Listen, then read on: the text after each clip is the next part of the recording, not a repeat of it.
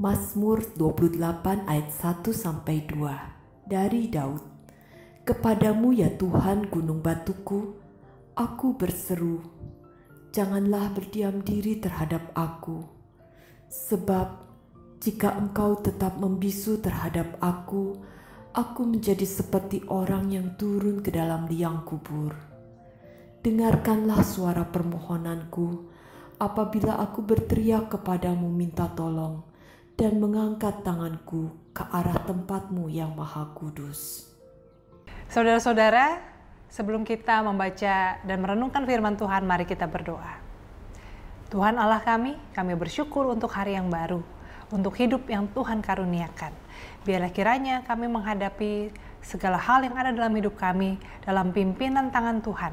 Dan untuk itu biarlah kami membekali hati kami, pikiran kami dengan pengenalan akan firman Tuhan.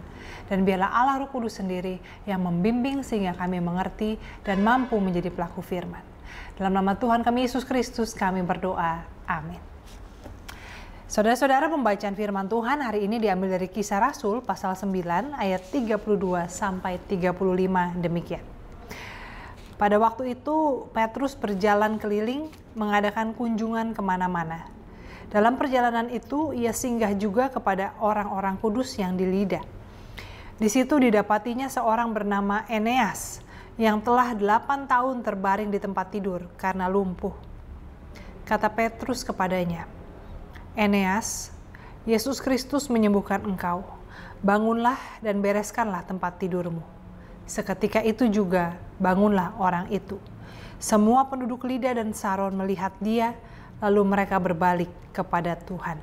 Demikianlah pembacaan firman Tuhan. Saudara-saudara, dalam bacaan Alkitab kita hari ini ada kisah kesembuhan, ada mujizat kesembuhan yang terjadi kepada seorang bernama Eneas setelah 8 tahun lumpuh dan hanya bisa berbaring di tempat tidur.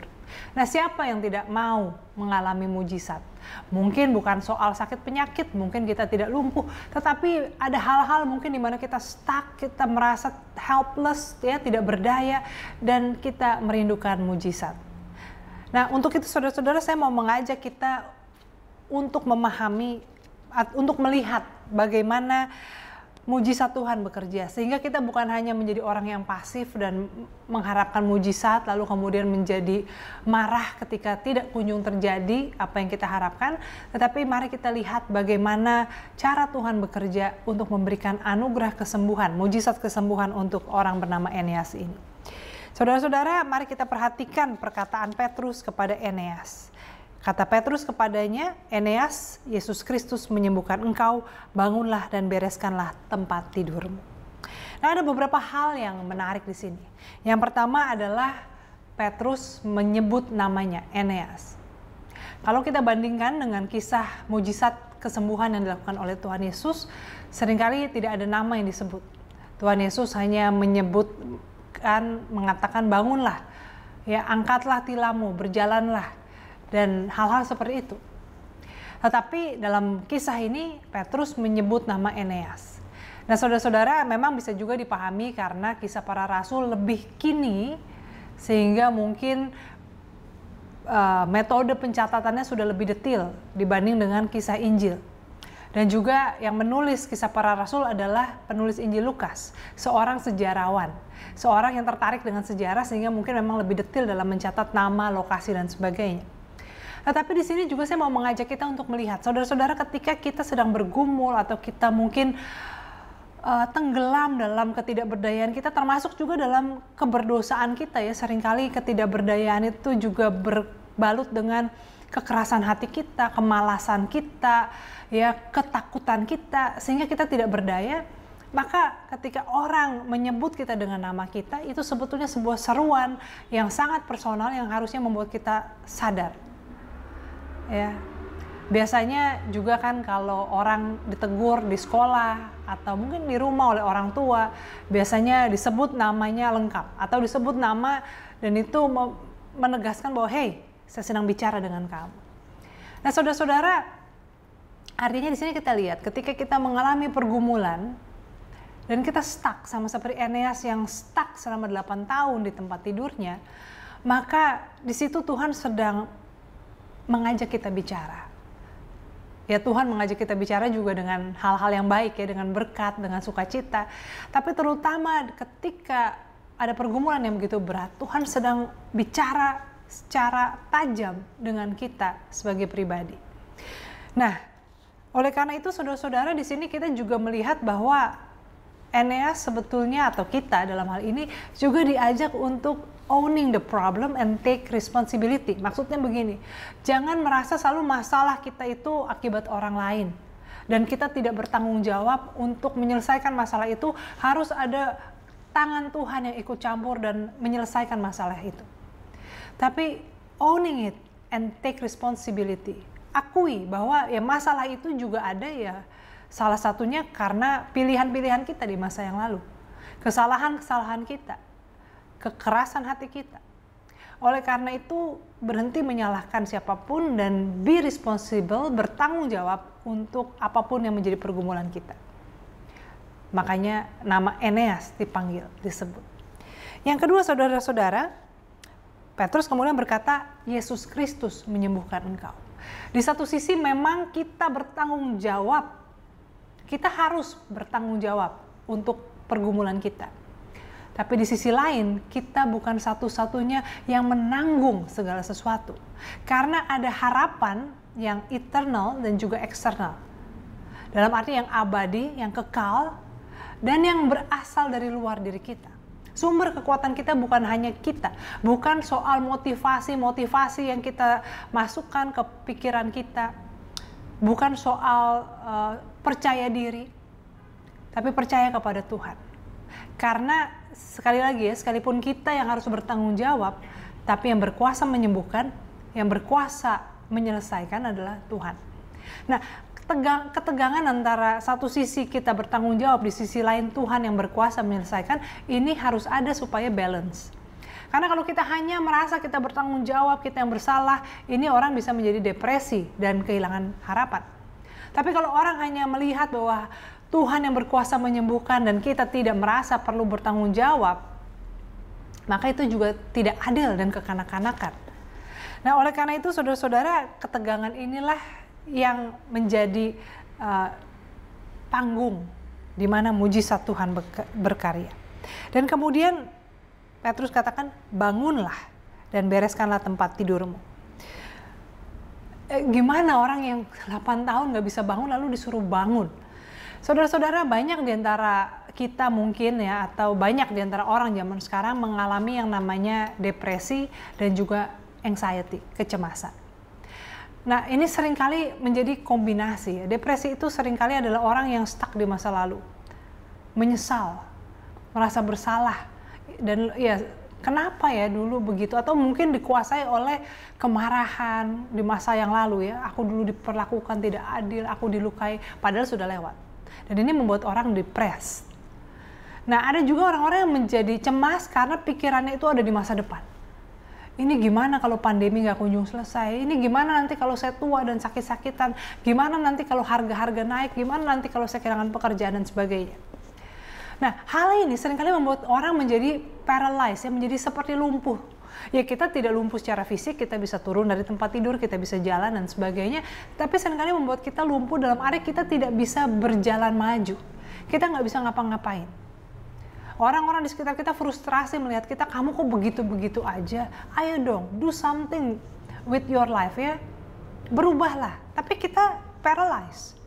Nah, di sini ada perkataan ya, bangunlah. Saudara-saudara, seringkali memang untuk mengalahkan kecemasan maupun juga kesedihan yang membuat kita tidak berdaya itu, apa yang harus kita lakukan?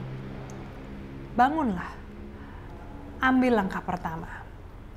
Tidak usah berpikir untuk menyelesaikan segala masalah kita dalam waktu setahun, apalagi sehari. Yang penting lakukan sesuatu hari ini. Apapun itu, sekecil apapun. Ya, ada sebuah konsep tentang di Jepang yang mengatakan bahwa kalau orang mau menyelesaikan sesuatu, mulai dengan 5 menit. Komitmen 5 menit aja. Misalnya mau bikin skripsi, aduh nggak selesai-selesai. 5 menit aja. Ya, karena kalau kita bayangin seharian duduk, mikir, nulis, kayaknya udah stres duluan. Tapi cuma 5 menit. Nah, kadang-kadang ketika kita cuma komitmen dengan 5 menit, seringkali kita jadi punya semangat. 5 menit mungkin hari ini jadi 15 menit. Besok jadi setengah jam. Besoknya lagi jadi sejam, 3 jam, dan seterusnya. Jadi, walaupun mungkin kita merasa tidak berdaya, tapi do something. Lakukan sesuatu. Dan yang terakhir, saudara-saudara, Petrus katakan, bangunlah dan bereskanlah tempat tidurmu.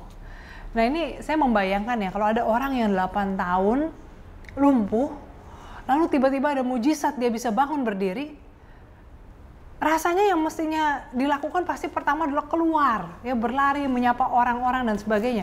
Dan pasti ya keluarganya, orang-orang serumahnya nggak akan memusingkan tempat tidurnya berantakan atau enggak. Bahkan mungkin mereka yang akan bereskan, karena senang si Eneas sudah bisa berjalan. Tapi Eneas ketika bisa bangun disuruh untuk membereskan tempat tidurnya. Saudara-saudara, di sini kita lihat bahwa salah satu hal untuk kita bisa sembuh, pulih, selesai atau maju dari pergumulan yang rasanya stuck ya, yang rasanya begitu-begitu aja dalam perjalanan hidup kita, adalah kita mau membereskan masa lalu kita. Clean up your mess. Deal with your past. Ini istilahnya pakai bahasa Inggris. Ya kalau bahasa Indonesia artinya ya bereskanlah apa yang selama ini sudah berantakan. Jangan berpikir mujizat itu bekerja artinya kita bebas, kita lepas dan kita nggak usah ngurusin lagi apapun yang terjadi di belakang. Deal with it. Hadapilah. Bereskanlah. Dan gunakan mujizat kesembuhan, pemulihan dari Tuhan untuk juga membereskan masa lalu itu, untuk berdamai dengan masa lalu. Dan di sini kita lihat bahwa mujizat Tuhan itu bukan hanya untuk kita yang mengalami kesembuhan, kepulihan, tapi bagaimana kita yang mengalami itu juga bisa meneruskan kuasa pemulihan itu kepada orang-orang yang di masa lalu atau di masa kini kita yang menjadi bagian dari kekacauan itu ya, bagian dari mess yang harus dibereskan. Nah, saudara-saudara, ada sebuah perkataan, God help those who help themselves. Tuhan menolong orang yang mau menolong dirinya sendiri. Tuhan berkuasa memberikan segala bentuk mujizat. Tapi Tuhan juga mau mujizat itu bekerja melalui kemauan kita juga untuk mengalami kesembuhan, mengalami kebebasan dari masalah, mengalami kemajuan, pertumbuhan dalam karakter, dan sebagainya.